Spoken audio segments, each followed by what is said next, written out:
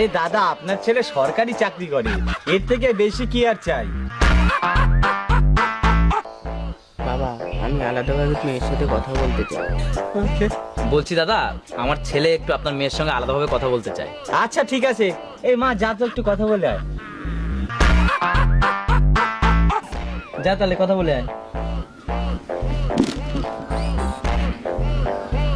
A few moments later. দিদি, দিদি তুমি এই বিয়েতে না করে দাও। আমি একটা মেয়েকে খুব ভালোবাসি। আমি যদি ওই মেয়েকে না পাই, আমার হাতে শিরা কেটে দেবো। আরে ঠিক আছে ঠিক আছে, তুমি পা ছাড়ো, আমি বাইরে গিয়ে সবাইকে না বলে দিচ্ছি। বাবা, মেয়ে বলছে আমার পছন্দ না।